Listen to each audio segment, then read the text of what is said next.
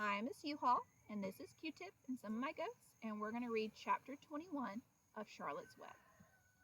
Charlotte and Wilbur were alone. The families had gone to look for Fern. Templeton was asleep. Wilbur lay resting after the excitement and strain of the ceremony. His medal still hung from his neck. By looking out of the corner of his eye, he could see it. Charlotte, said Wilbur after a while, why are you so quiet? I like to sit still, she said. I've always been rather quiet. Yes, but you seem especially so today. Do you feel all right? A little tired, perhaps, but I feel peaceful. Your success in the ring this morning was, to a small degree, my success. Your future is assured. You will live, secure and safe, Wilbur. Nothing can harm you now. These autumn days will shorten and grow cold. The leaves will shake loose from the trees and fall. Christmas will come, then the snows of winter. You will live to enjoy the beauty of the frozen world. For you mean a great deal to Zuckerman, and he will not harm you yet, ever. Winter will pass, the days will lengthen, and the ice will melt in the pasture pond. The song sparrow will return and sing, and the frogs will awaken. The warm wind will blow again. All these sights and sounds and smells will be yours to enjoy, Wilbur. This lovely world, these precious days. Charlotte stopped. A moment later, a tear came to Wilbur's eye. Oh, Charlotte, he said, to think when I first met you, I thought you were cruel and bloodthirsty. When he recovered from his emotion, he spoke again. Why'd you do all this for me, he asked. I don't deserve it. I've never done anything for you. You have been my friend, replied Charlotte. That in itself is a tremendous thing. I wove my web for you because I liked you. After all, what's a life anyway? We're born, we live a little while, we die. A spider's life can't help but being something of a mess, with all this trapping and eating flies. By helping you, perhaps I was trying to lift up my life a trifle. Heaven knows, everyone's life can stand a little of that. Well, said Wilbur, I'm no good at making speeches. I haven't got your gift for words. But you have saved me, Charlotte, and I would gladly give my life for you.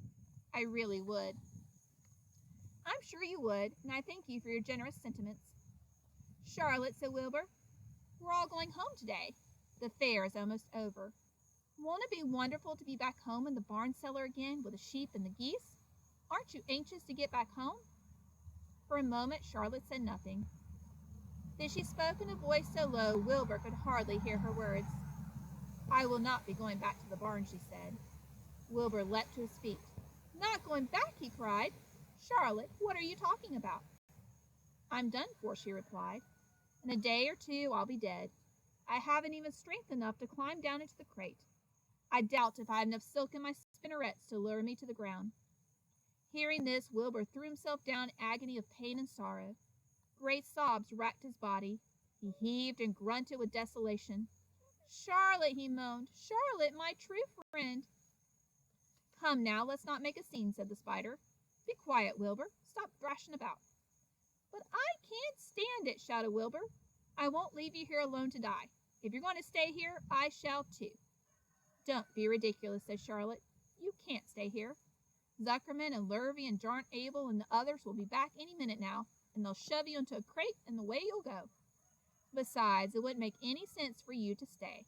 There'd be no one to feed you. The fairgrounds will soon be empty and deserted. Wilbur was in a panic. He raced around and around the pen, and suddenly he had an idea. He thought of the egg sack and 514 little spiders that would hatch in the spring. If Charlotte herself was unable to go home to the barn, at least he must take her children along. Wilbur rushed to the front of his pen. He put his front feet up on the top board and gazed around. In the distance, he saw the Arables and the Zuckermans approaching. He knew he would have to act quickly. Where's Templeton? He demanded. He's in that corner, under the straw asleep, said Charlotte. Wilbur rushed over, pushed his strong snout under the rat, and tossed him into the air. Templeton, screamed Wilbur, pay attention. The rat, surprised out of a sound sleep, looked first dazed and then disgusted. What kind of monkey shine is this? He growled. Can't a rat catch a wink of sleep without being rudely popped into the air? Listen to me, cried Wilbur. Charlotte is very ill. She has only a short time to live. She can't accompany us home because of her condition. Therefore, it's absolutely necessary that I take her egg sack with me. I can't reach it, and I can't climb. You're the only one that can get it. There's not a second to be lost. The people are coming. They'll be here in no time. Please, please, Templeton, climb up and get the egg sack. The rat yawned. He straightened his whiskers, then looked up the egg sack. So, he said in disgust, so it's old Templeton to the rescue again, is it? Templeton, do this. Templeton, do that. Templeton, please run to the dump and get me a magazine clipping. Templeton, please lend me a piece of string so I can spin a web. Oh, hurry, said Wilbur. Hurry up, Templeton. But the rat was in no hurry. He began imitating Wilbur's voice. So it's, hurry up, Templeton, is it?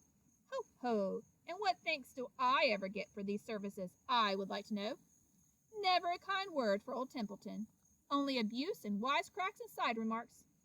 Never a kind word for the rat. Templeton, said Wilbur in desperation, if you won't stop talking and get busy, all will be lost, and I'll die of a broken heart. Please climb up. Templeton lay back in the straw. Lazily, he placed his forepaws behind his head and crossed his knees in an attitude of complete relaxation. Die of a broken heart, he mimicked. How touching. My, my. I notice that's always me you have to come to when in trouble. But I've never heard of anyone's heart breaking on my account. Oh, no. Who cares anything about old Templeton? Get up, screamed Wilbur. Stop acting like a spoiled child. Templeton grinned and lay still. Who made trip after trip to the dump, he asked. Why, it was old Templeton. Who saved Charlotte's life by scaring that arable boy away from the rotten goose egg? Bless my soul, I believe it was old Templeton. Who bit your tail and got you back on your feet this morning after you fainted in front of a crowd? Old Templeton. Has it ever occurred to you that I'm sick of running errands and doing favors? What do you think I am, anyway? A rat of all the work? Wilbur was desperate. The people were coming, and the rat was failing him. Suddenly he remembered Templeton's fondness for food. Templeton, he said, I'll make you a solemn promise. Get Charlotte's egg sack for me, and from now on I'll let you eat first. And when Lurvy slops me, I'll let you have your first choice of everything in the trough. And I won't touch anything till you're through.